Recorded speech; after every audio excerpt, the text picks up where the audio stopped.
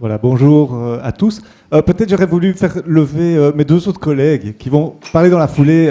On a donc Olivier Perren et Boud Verberen. Vous pouvez vous lever parce qu'en fait c'est une présentation à trois personnes. Nous sommes issus d'opérateurs de l'eau différents. Donc moi Bruxelles Environnement, Olivier de Vivaqua et Boud d'Hydria. Mais donc pour nous c'est important d'insister. Ici c'est une présentation à trois opérateurs puisque comme d'autres opérateurs l'ont précisé, c'est vraiment un travail de mise en commun, de travailler ensemble, main dans la main, à plusieurs, qu'on peut arriver à améliorer les choses au niveau de l'eau de ruissellement. Et il aurait fallu avoir en plus à côté de nous, probablement Bruxelles Mobilité, tous les opérateurs des communes et plein d'autres personnes qui, en fait, participent tous ensemble à retenir l'eau, à la temporiser et puis à l'évacuer un maximum vers les stations d'épuration et le moins possible vers le milieu récepteur. Voilà. Je reprends la parole tout seul. Mais donc, c'est vraiment important de dire que c'est une chose qui se travaille tous ensemble. Alors la petite histoire de la Seine, de la malsaine diront les plus méchants, elle commence en fait de ce simple problème. C'est-à-dire qu'ici vous avez le bassin versant de la Seine et vous voyez Bruxelles et vous voyez la part en fait de la ville par rapport à l'entièreté du bassin versant. Donc il faut bien vous rendre compte que Bruxelles est une ville majeure sur un cours d'eau mineur. Le cours d'eau est réellement très petit par rapport à la taille de la ville, par rapport au nombre d'habitants. Et ici, Natacha, je t'ai piqué ton graphique, mais j'ai mis les sources, et j'ai rajouté l'une ou l'autre ville belge. Mais donc, c'est Natacha Brion, ici, de la VUB, qui a calculé en fait le nombre d'habitants divisé par le nombre de mètres cubes par seconde qui passe dans le cours d'eau récepteur. Donc, c'est-à-dire, c'est finalement... par habitant, non, c'est le nombre d'habitants qui vont se jeter dans 1 mètre cube par seconde en permanence. Et donc, quelque part, c'est la capacité du milieu récepteur vis-à-vis de la charge de la population. Et Bruxelles se trouve en fait très haut dans ce graphique, c'est-à-dire qu'on a beaucoup d'habitants pour peu d'eau pour absorber ces flux. C'est-à-dire que nous sommes comparables, c'était gentil d'inviter Copenhague, Paris, Londres, etc., mais nous sommes plutôt comparables à des villes comme Madrid, comme Milan, peut-être comme Moscou. C'est-à-dire que nous avons beaucoup d'habitants pour très peu d'eau. Et si vous regardez Paris, et je pense qu'à mon avis, Londres doit être à peu près dans la même zone du graphique. Vous voyez quelque chose? Ouais. Donc vous avez Paris ici. Ce sont des échelles logarithmiques. Ça veut dire qu'on a, nous, quelque part, on a un cours d'eau qui est, comparativement à Paris, et divisé par la population, c'est 10 fois pire, on va dire, notre impact sur le cours d'eau. Et probablement que Londres, ça doit être à peu près pareil, vu les tailles des cours d'eau et vu les populations. Et qu'est-ce que ça veut dire en pire? Ça veut dire que même si on traitait à 90% nos eaux, donc c'est déjà un très bon rendement, les 10% qui restent, qu'on rejette au cours d'eau, c'est toujours plus que la ville de Paris non épurée qui rejette ses eaux dans la Seine. Voilà, donc ça c'est un peu pour planter le décor un peu négatif, mais c'est la réalité, elle est là. Nous sommes une grosse ville sur un petit cours d'eau, et les efforts que l'on fait doivent être très importants, mais malgré tout, le fruit derrière que ça porte ne sera jamais aussi satisfaisant. En résumé, si vous voulez aller vous baigner, donc il y a des Thalys, il y a des Eurostars, il y a la mer du Nord qui n'est pas si loin que ça, mais donc nous, nager dans le cours d'eau, ça reste extrêmement difficile. C'est pour ça qu'on développe la baignade plutôt dans des étangs qui vont être bien spécifiquement aménagés pour le faire. Alors, sur cette mauvaise nouvelle, je peux en rajouter une deuxième, c'est-à-dire que, en fait, tout comme nos villes consoeurs, les réseaux d'égouttage ont été construits dans les années du siècle passé. Vous avez le musée des égouts qui est aussi représenté aujourd'hui et que vous invite vraiment à aller visiter, qui explique ça très bien. Mais donc, les égouts sont anciens et la ville a continué à se développer, mais certains tuyaux d'eau arrivent toujours dans ces mêmes égouts anciens. Et c'est-à-dire qu'en 50 ans, on a doublé la surface imperméable du bassin d'assainissement. Donc vous avez 2 fois plus d'eau qui ruisselle en cas de pluie, et ça, indépendamment du changement climatique. Donc même avec un climat constant, il y a 2 fois plus d'eau qui circule dans le réseau d'égouttage. Là-dessus, vous rajoutez une couche de changement climatique, vous voyez que le tableau n'est pas rose. Alors là où c'est un peu plus gros, c'est quand même depuis les années 2000-2007, il y a des stations d'épuration qui ont été installées. C'est pas si vieux que ça, les stations d'épuration. Donc qui s'installe sur 2 bassins d'assainissement. Vous avez les grands collecteurs en rouge qui apparaissent. Mais au point de jonction des collecteurs, leurs vallées et ces espèces de grands tuyaux qui ramènent les eaux aux stations d'épuration, vous avez des déversoirs d'orage. C'est tous les petits points que vous voyez sur ce graphique. Et donc, à ces déversoirs d'orage-là, vous allez avoir des déversements, une pluie sur 2, on va dire. Ça dépend évidemment, il y a des déversoirs d'orage qui sont moins critiques, mais sur les plus critiques, on va arriver à ce genre de fréquence. Pour au final avoir un volume déversé qui va tourner dans les 10 millions de mètres cubes par an, par rapport aux 130 millions de mètres cubes d'eau qui vont être traités par les stations d'épuration. Donc on voit que c'est quand même important, ces déversements d'orage. Bon, l'impact des stations d'épuration, lui aussi, est très important. Donc on a quand même une nette amélioration de la situation depuis l'implémentation des stations d'épuration qui ont été donc dans les années 2000-2007 implémentées. Vous voyez que ici, c'est juste un rapport d'amélioration. Donc pour l'oxygène, on a amélioré la situation par presque 14 depuis l'installation des stations d'épuration. Et pour ce qui est des polluants, différents types de polluants, mais ils ont été globalement divisés par 5. Malgré tout, ce résiduel reste très important pour le cours d'eau et a un impact majeur sur nos écosystèmes. D'autant que, de temps en temps, ces déversoirs d'orage dont je vous parlais agissent. Ça va être très local, ça ne va pas durer longtemps, mais au moment où ils agissent, si vous avez une petite pluie qui va faire déverser, en bleu, ce que vous avez, c'est le taux d'oxygène. Et bien, juste après la pluie, les déversoirs s'activent, l'oxygène baisse quelques heures, et puis retourne à des situations plus ou moins normales. Mais c'est sûr que ces quelques heures, même si à l'échelle annuelle, ce n'est pas beaucoup de pourcentage, c'est difficile de demander aux écosystèmes, pendant quelques heures, d'être vraiment résistants, de rester bien en place, de bien survivre pour reprendre la vie par la suite. Donc voilà, c'est un problème, ces déversements d'orage. Pas que, donc pour la petite histoire de Bruxelles, imaginons que vous êtes en temps sec, je regarde, j'ai 3 minutes, donc je vais vraiment accélérer. Voilà, en temps sec, vous pouvez vous dire que vous avez plus ou moins 50% de l'eau en sortie de Bruxelles, c'est de l'eau déversée par les stations d'épuration, traitée, hein, biologique. Hein. Et vous avez encore quelques endroits, des petits rejets directs. Par contre, en temps de pluie, vous allez retrouver à peu près ce rapport de 50% d'eau vraiment de rivières arrivant de l'amont et 50% d'eau arrivant du réseau d'assainissement, pour partie toujours par la station d'épuration, filière temps sec, mais également filière temps de pluie, et puis par déversement d'orage. Donc de nouveau, si vous voulez vous baigner, en temps sec, dites-vous que vous baignez à moitié dans de l'eau de station d'épuration traitée, et en temps de pluie, que vous nagez à moitié dans de l'eau de déversement d'orage.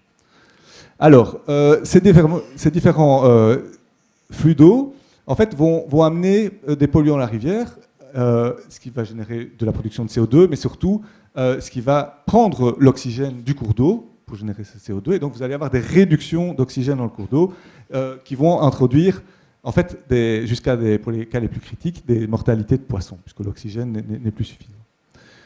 Au-delà de l'oxygène, c'est vrai que le cours d'eau lui-même n'est pas très accueillant pour la vie en tant que tel. Vous savez qu'au moins sur 2 tiers de son parcours, par exemple, la Seine est voûtée. Donc, c'est-à-dire qu'il n'y a pas beaucoup d'abris pour la vie, pour aller se réfugier le temps que le gros de la pollution passe.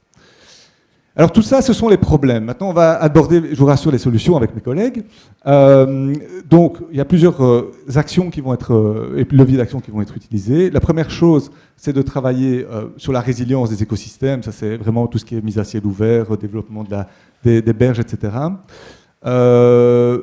Aussi, l'ambition, c'est ici je voulais dire que c'est une ambition du gouvernement, mais aussi une ambition de la communauté européenne, hein, d'avoir des objectifs, justement, entre autres, sur la vitalité des écosystèmes. Et voici un petit peu différents types de polluants, c'est un peu barbare ceci, mais pour vous dire que chaque cheminement peut amener différents types de polluants vers le cours d'eau. Et en fonction du polluant auquel on doit s'attaquer, il faut aller résoudre des problèmes soit à la station d'épuration, soit sur les déversoirs, soit sur les rejets directs. Ici, vous avez toute une série de types de polluants. Vous avez des métaux, des azote phosphore, la DBO, des CO, les HAP, de l'huile, les huiles de ruissellement. Donc voilà, tout ça va arriver vers le cours d'eau via différents cheminements, en différentes proportions, et les différentes solutions maintenant vont s'attaquer à ces différents nœuds.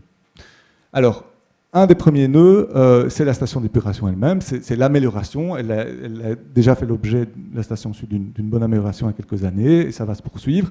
Donc c'est améliorer les stations d'épuration, déjà même en temps sec, puisqu'on voit que la partie temps sec en vert ramène déjà, malgré le taux d'épuration, une certaine quantité de polluants, ce que soulignait Paris d'ailleurs. La deuxième chose, c'est travailler sur l'activation des déversoirs d'orage, donc optimiser leur fonctionnement pour qu'ils ne s'activent que quand c'est réellement nécessaire et pas quand finalement on pourrait être encore en capacité de stocker. La troisième solution, c'est travailler sur la gestion dynamique, c'est-à-dire là, il y a des bassins d'orage existants, mais ils ne sont pas forcément utilisés lorsqu'il y a des déversements d'orage. Donc voir comment est-ce qu'on peut optimiser un peu ce fonctionnement pour utiliser parfois les bassins d'orage, non pas juste à des fins de lutter contre les inondations, mais également à des fins de lutter contre les déversements d'orage. Et ensuite, il y a ce qui nous occupe plus, nous, agence de l'environnement, c'est tout ce qui se passe à l'amont. Parce que vous voyez que tout ce système, en fait, à la toute base, il est sous pression parce qu'il y a des eaux de pluie qui arrivent dans le réseau d'égouttage. Donc ça, c'est évidemment la solution universelle, c'est d'arrêter de renvoyer ces eaux de ruissellement à l'égout. Mais ça demande une participation à tout niveau, au niveau des aménagements, donc au niveau des communes, au niveau des citoyens, au niveau qui peuvent faire des jardins de pluie, qui peuvent mettre des citernes, qui peuvent infiltrer les eaux dans leur jardin. Pareil pour les communes qui peuvent gérer autrement l'eau que de la renvoyer dans les avaloirs. Alors, pareil pour les voiries régionales. Enfin, c'est vraiment à tout niveau. Et même, petits citoyens, vous avez la capacité de déconnecter votre gouttière du toit et de l'envoyer vers autre chose que vers l'égout. C'est une ressource. Ce n'est pas une eau qu'il faut venir rajouter sur un système qui est déjà en pression.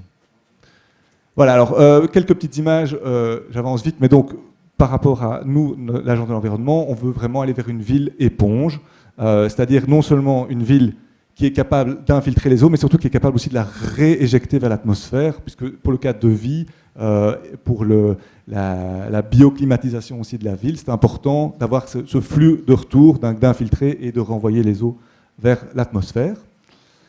Ça commence, hein, donc c'est un long processus. J'ai des collègues dans la salle qui ont pris leur bâton de pèlerin depuis des années et qui commencent enfin à voir les premières réalisations. Mais donc c'est sûr qu'on commence à avoir des cours d'eau qui reviennent en ville, qui sont de nouveau accessibles, des implémentations de gestion intégrée des eaux pluviales.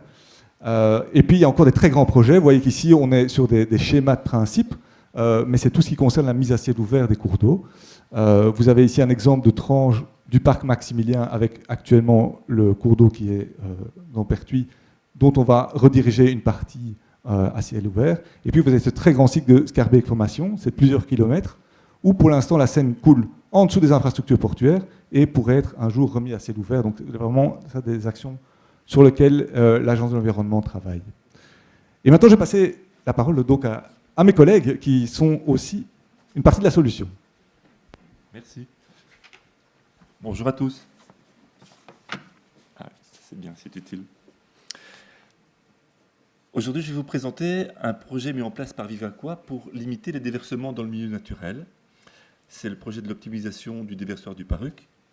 C'est un projet qui cadre dans un projet plus global où on veut s'attaquer aux trois grands déversoirs, les trois plus grands déversoirs sur Bruxelles.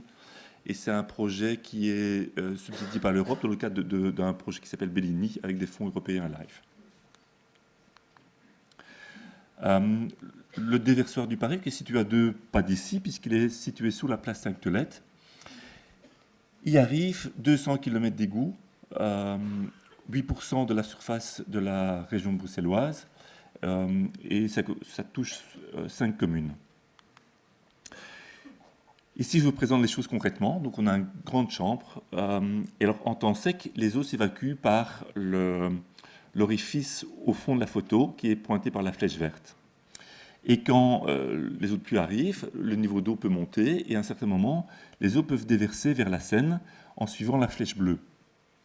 Et s'il pleut encore plus fort, les eaux peuvent déverser vers le canal en suivant la flèche orange. Et pour vous donner une idée de la dimension de la chambre, les 4 chenaux qui correspondent à la flèche orange font chacun 8 mètres. Donc au global, on a 32 mètres de possibilité de déversement.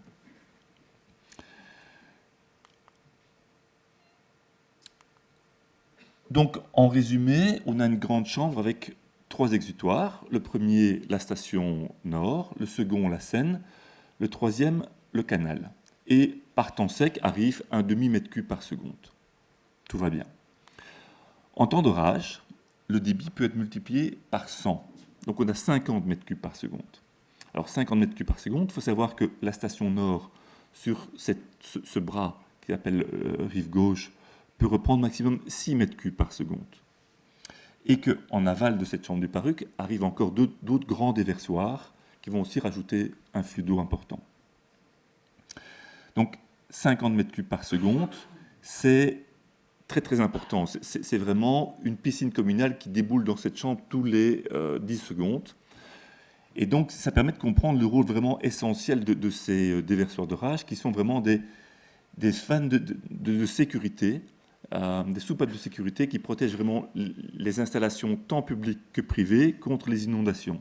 Et si on n'avait pas ces éléments-là, on a tous vu en Belgique la force de l'eau avec les inondations qui sont passées en 2021 en Wallonie. Ben, si on n'avait pas ces déversoirs d'orage, on aurait les mêmes problèmes ici à Bruxelles. Et donc tout ça pour vous expliquer que quand on veut optimiser un déversoir d'orage, c'est vraiment trouver le bon point d'équilibre entre d'une part la protection de l'environnement et d'autre part la sécurité et la protection contre les inondations.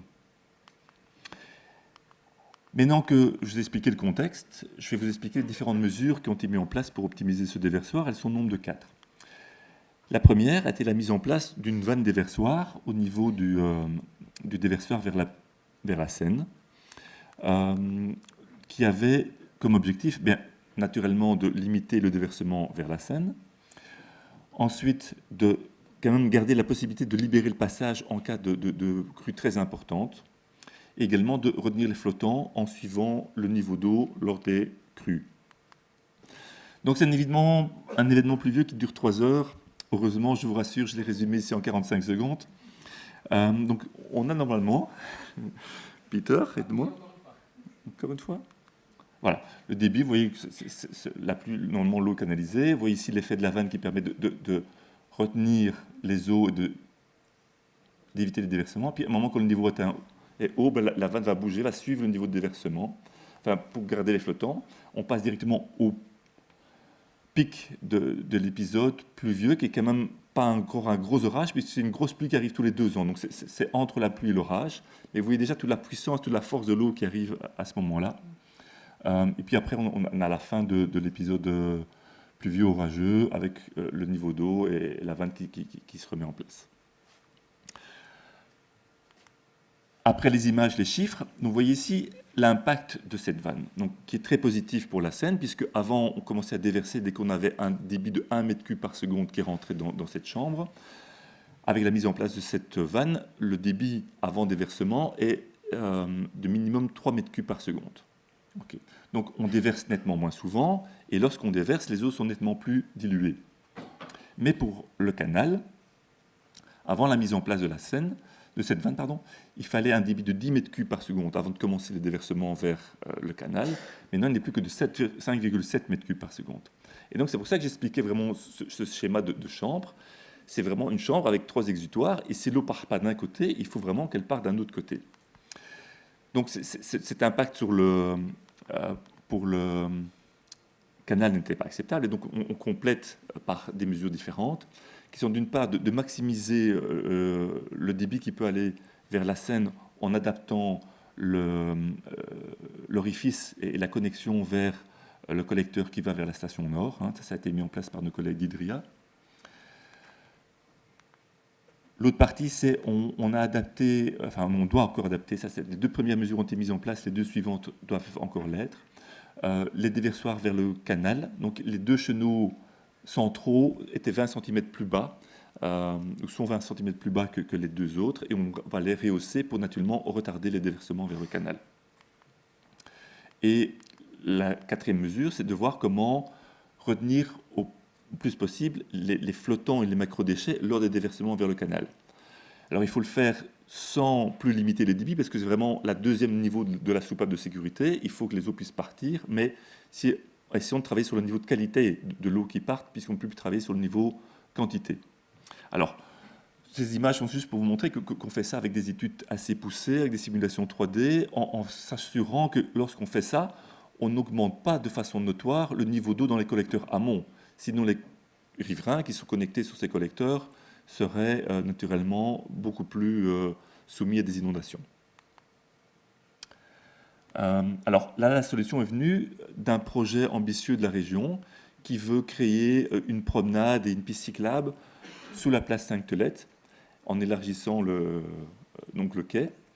Et donc, elle met en place, je ne sais pas si vous voyez bien ici, des grands îlots qui sont juste devant les déversoirs d'orage. Vous aussi voyez les chenaux vers le canal. Et donc, bon, ça aussi a été étudié de façon en détail pour s'assurer qu'on ait des chenaux suffisants entre ces îlots pour faire passer le cru d'eau ou les crues. Et donc, la solution qui a été mise en place, c'est la mise en place de ce qu'on appelle des pièges à déchets dans ces chenaux, donc en aval des déversoirs. Donc, ça permet de retenir les déchets sans limiter le flux. Et le port, qui dispose déjà de différents pièges à déchets, dispose également d'un bateau pour entretenir ces pièges à déchets. Et donc, il devrait pouvoir les entretenir de façon relativement aisée en termes d'entretien. Les conclusions, c'est que, avec ce projet, on va limiter la fréquence de déversement de 60%, on va diviser par 2 le volume déversé. Au niveau du canal, on aura un statu quo, voire une petite baisse, et on aura un gain au niveau de la retenue des macrodéchets. Okay. Mais l'autre message important à retenir, c'est que quand on travaille sur un déverseur d'orage, c'est vraiment un travail d'équilibre, d'une part, et qu'on peut aller jusqu'à un certain niveau, et puis on ne peut pas aller plus loin sans mettre en danger ce qui se passe autour ou en amont. Et donc, il y a vraiment un équilibre et une prudence à avoir. Et c'est pour ça que la politique au niveau de notre région, c'est bien d'abord de plus possible de gérer l'eau en amont du réseau d'égouttage. C'est tout ce qui a été expliqué notamment par Copenhague et dont Michael a parlé. La deuxième chose, c'est alors, quand ça rentre dans le réseau, optimiser le réseau par l'optimisation des déversoirs d'orage, comme je vous l'ai expliqué.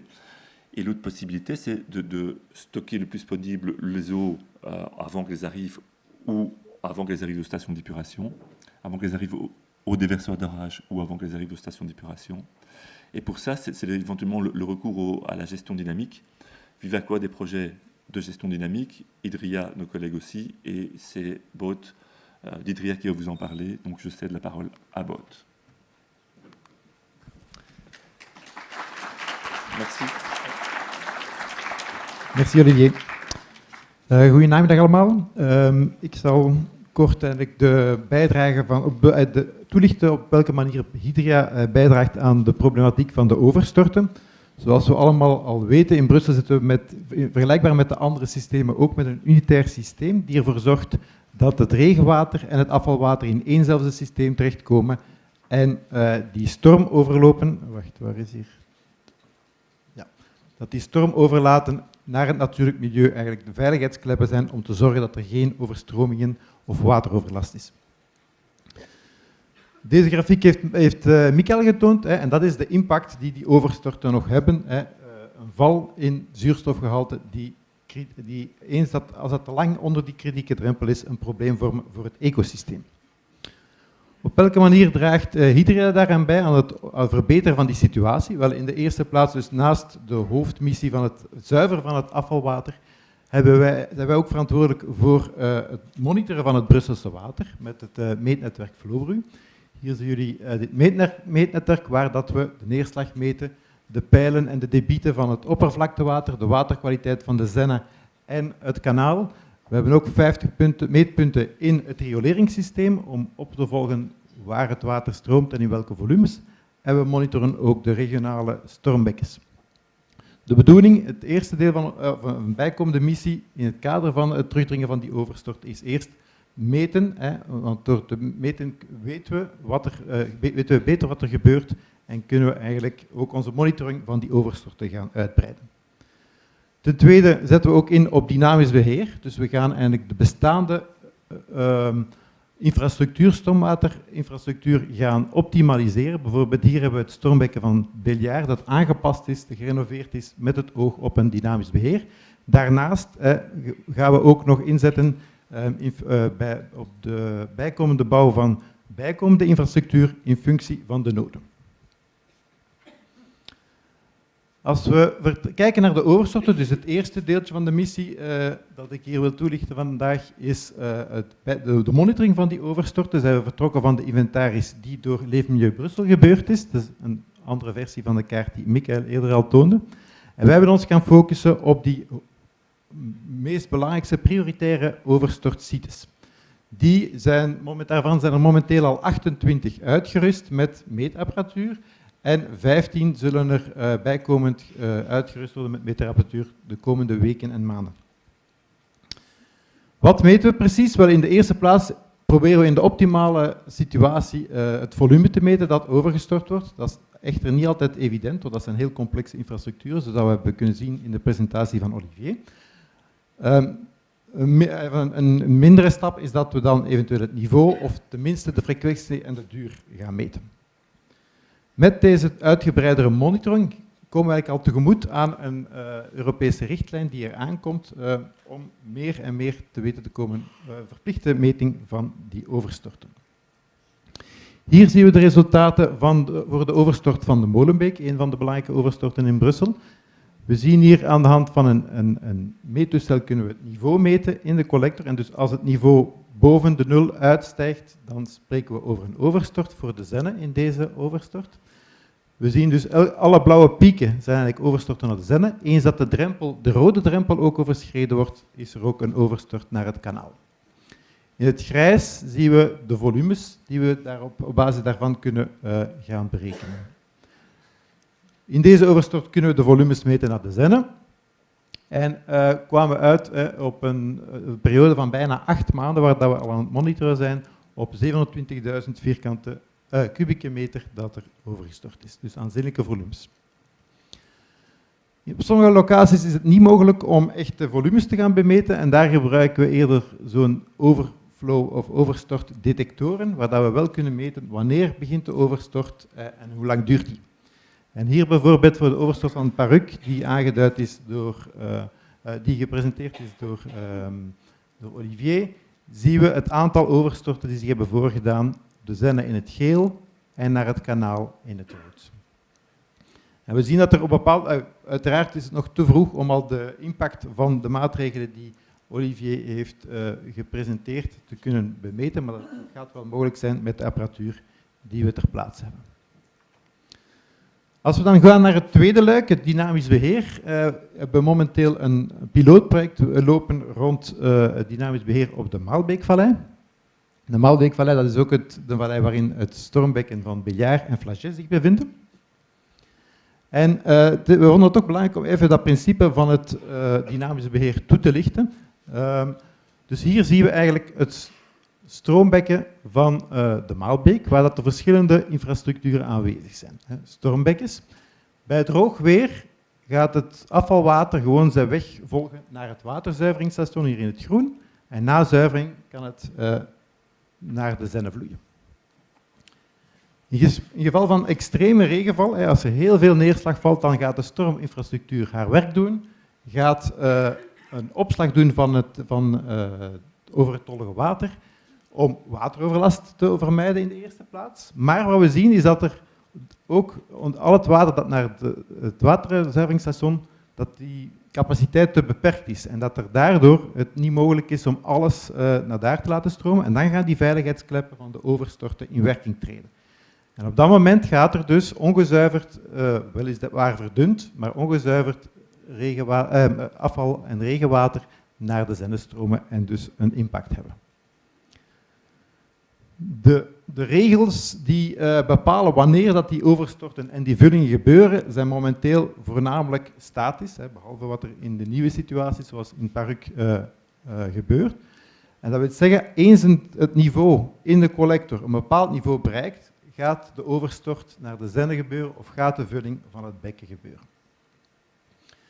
Wat gebeurt er in geval van normale neerslag, als we kleinere regenwaterbuien hebben? Wel, wat we zien is dat er in sommige gevallen geen beroep gedaan wordt op de stormwaterinfrastructuur, dat het afvalwater met een mix van regenwater naar de wateringszuivering stroomt, maar dat er toch overstorten plaatsvinden. En het zijn net die gevallen die we eruit willen halen met dat dynamisch beheer.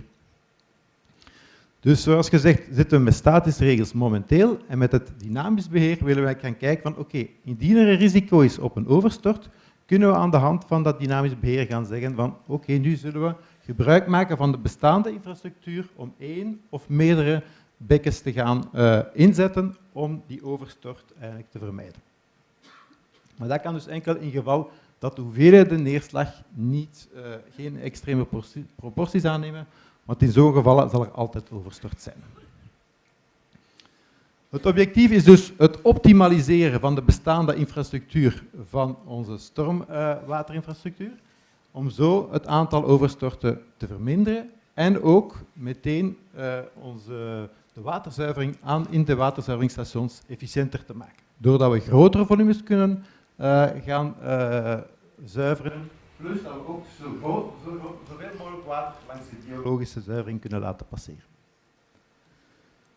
Voor de implementatie van het dynamisch beheer werken we bij Hydra in 2 fases. Momenteel zijn we bezig met een hydraulische studie voor de Maalbeekvallei, die eigenlijk bedoeld is voor het bevestigen van het potentieel voor het dynamisch beheer. En in een tweede fase zullen we dan effectief een openbare aanbesteding lanceren voor de implementatie van een systeem.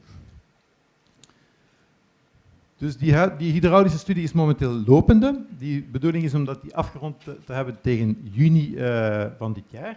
En de bedoeling is om een vereenvoudigde hydraulische modellering toe te passen die toelaat om eigenlijk de grote dynamieken in het Maalbeekbekken te vatten. Om te weten en om op die manier een antwoord te kunnen geven op de vragen die hier geformuleerd staan. Namelijk, wat is de potentiële winst die we kunnen halen uit dat dynamisch beheer, bovenop de maatregelen van fysieke verhoging van de drempels die al gepresenteerd zijn door Olivier. Door onze bestaande stormbekkens in te zetten, Beljaard en of Flaget. Wat is de eventuele winst als we nog bijkomende infrastructuur gaan gebruiken, die ook bestaat in het netwerk? Wat is de verdeling tussen het water dat afstroomt langs de Maalbeek of via het centrum? Want dat zijn 2 armen die samenkomen en die allebei bijdragen tot het probleem van overstorten benedenstrooms. Wat zijn de operationele ranges? En daarmee bedoel ik, welke type neerslagbuien zijn eigenlijk geschikt om dat dynamisch beheer toe te gaan passen? Want het blijft wel belangrijk dat onze stormwaterinfrastructuur beschikbaar is op het moment dat er effectief heel extreme buien zich voordoen en we dus wateroverlast willen vermijden. En dan ten vijfde, wat is de eventuele extra infrastructuur die we kunnen inbeelden om eventueel nog verder te kunnen gaan met dat dynamisch beheer. Dit is dus de eerste fase. In een volgende fase willen we dan eigenlijk een selectie gaan maken van welk dynamisch systeem, beheersysteem zouden we kunnen toepassen. En dat is eigenlijk een functie van 2 parameters, namelijk wat is de complexiteit van het netwerk? En ten tweede, wil je reactief gaan werken of predictief? Reactief wil zeggen is, je gaat kijken wat is de toestand in mijn netwerk en op basis daarvan gaan rekenen. Predictief is dat je ook gaat rekening houden met wat er voorspeld wordt, dus met voorspellingsmodellen van de neerslag, om op die manier vooraf eigenlijk te kunnen ingrijpen. Maar natuurlijk dan hang je wel af van de betrouwbaarheid van die predictieve modellen. We hebben momenteel al een marktonderzoek gedaan voor oplossingen. In Brussel zitten we sowieso in een complex systeem. En we zien een brede range aan oplossingen. De uiteindelijke oplossing of de richting die we gaan geven voor de lancering van die openbare aanbesteding zal afhangen van de resultaten uit de eerste fase die we dus eind juni zullen afwerken. Tot slot is er ook nog een slide om eigenlijk een beetje de presentaties die we voor Brussel gedaan hebben, Olivier, Michael en ikzelf, een beetje breder te kaderen, want het is niet dat we elk apart werken op ons eilandje. Nee, die maken allemaal deel uit van dat zijn allemaal actiemaatregelen binnen het waterbeheersplan. Er is een nieuw plan opgemaakt voor 2022-2027. Daarvoor loopt momenteel het openbaar onderzoek en mijn collega's van Leefmilieu Brussel hebben gezegd tot eind april, als ik mij niet vergis, kunnen opmerkingen daarop gemaakt worden. In dat waterbeheersplan zijn er 8 assen gedefinieerd en de presentaties van vandaag eigenlijk zijn gelinkt aan 2 belangrijke assen, as 1 en as 5. As 1 speelt zich eigenlijk, gaat over het verbeteren van de waterkwaliteit van de oppervlaktewateren. En as 5 heeft betrekking op het verhogen van de klimaatresiliëntie. Dus met betrekking tot het verbeteren van de waterkwaliteit hebben we dus al alles wat in het zwart is, hebben we reeds toegelicht. Hè. Fysieke verhoging van drempels van overstortinfrastructuur, dynamisch beheer, monitoring om beter te weten wat er gebeurt, het bouwen van bijkomende infrastructuur. Dat is wat er al is voorzien, maar je ziet dat er ook nog een reeks andere maatregelen zijn die jammer genoeg niet in de korte tijd die we hebben allemaal kunnen toegelicht worden. Op het vlak van klimaatresiliëntie, wat uiteraard ook een invloed heeft, omdat het ook inspeelt op de hoeveelheid water die in het systeem terechtkomt, is de implementatie van geïntegreerd regenwaterbeheer, dat Michael ook kort toegelicht heeft. Wie moet dat gaan realiseren? Wel, in de eerste plaats zijn natuurlijk alle institutionele Brusselse wateractoren verantwoordelijk voor deze realisatie. En daarmee kom ik eigenlijk ook terug bij het begin van Michael zijn introductie. Dit is een gezamenlijke inspanning die we moeten leveren om die uitdagingen aan te gaan. En dat is niet enkel de Brusselse wateractoren, maar ook een gans gamma aan andere actoren in het Brusselse gewest die daar moeten aan bijdragen. Interessant om zeker vermeldingswaardig is bijvoorbeeld het Brussel BIS-project, waar dat we nu al experimenteren met samenwerking met Leef Nu Brussel, Vivaqua, 4 Brusselse gemeenten, academische wereld, verschillende verenigingen, burgerverenigingen en privé, om eigenlijk bijvoorbeeld te werken op dat geïntegreerd regenwaterbeheer en om net die complexiteit en die interactie eigenlijk op een co-creatieve manier te gaan oplossen. En op die manier is het de bedoeling dat we de uitdagingen die in Brussel zich stellen, die groot zijn, dat we die ook op een gezamenlijke manier kunnen aanpakken.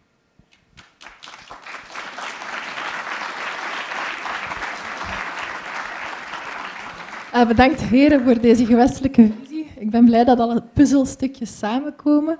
We gaan 5 minuutjes nemen om vragen te stellen, te beantwoorden.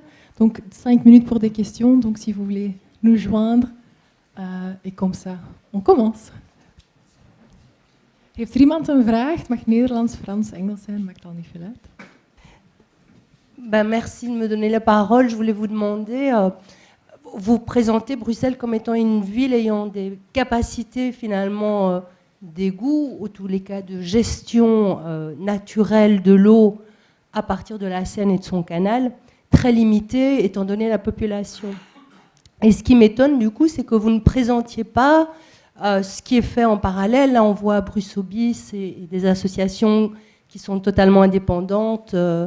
Moi, je travaille chez Les Béton. On vient d'avoir notre première subvention pour 1 an de Bruxelles Environnement et on a énormément de mal à exister. Et donc, je me disais, mais quelles sont les alternatives envisagées en dehors de votre présentation que je trouve super intéressante, mais on l'a entendu, le plus intéressant est de travailler en amont. Est-ce qu'il existe un projet, en dehors des plans climat, par exemple, et des choses comme ça, d'infiltration de l'eau de pluie, et en dehors, évidemment, des bassins d'eau qui sont très décriés à Bruxelles? Oui, bonjour. Mais donc, effectivement, à Bruxelles, il y a également des alternatives de gestion de l'eau à l'amont et en surface qui sont planifiées et déjà actuellement mises en œuvre. Donc, par où commencer? Je ne sais pas s'il faut vraiment citer tout ce qui existe, mais il y a des subventions aux communes qui encouragent les communes à, sur leurs travaux de rénovation de voiries, de places, de parcs, qui les aident et les incitent à mettre en place des mesures d'infiltration des eaux pluviales au plus proche de là où elles tombent. Demain, par exemple, il y a une visite à Douai qui est organisée avec les grands directeurs de la plupart des institutions qui ont de l'aménagement public à faire pour aller voir très spécifiquement les revêtements perméables, voilà, quelles sont les questions qui se posent encore dans l'implémentation de ce type de mesures. Il y a de l'accompagnement pour les professionnels qui est prévu aussi pour que justement, on a évoqué la multiplicité des acteurs que ça implique pour désimperméabiliser les sols, les rendre perméables, végétaliser et donc pouvoir accueillir l'eau de pluie partout où c'est possible. Voilà, donc il y a pas mal de mesures. On n'a pas eu, enfin on en avait brièvement discuté avec Michael, mais si on devait faire l'inventaire de toutes ces mesures-là, ben, voilà, ça prenait un peu plus de temps, on voulait faire la place aux différents éléments, et donc c'est vrai que tout se résume à travers cette dia-là. Voilà, enfin, je ne sais pas si ça répond un petit peu à votre question. On pourrait encore citer pas mal d'actions qui sont mises en place. Moi, je me posais plutôt la question de est-ce qu'il y a un grand projet finalement qui rassemblerait toutes ces choses. Oui, ben, enfin, donc le plan de gestion de l'eau offre une structuration à toutes ces mesures et lui donne effectivement une colonne vertébrale. Et ces mesures sont détaillées dans l'axe 5.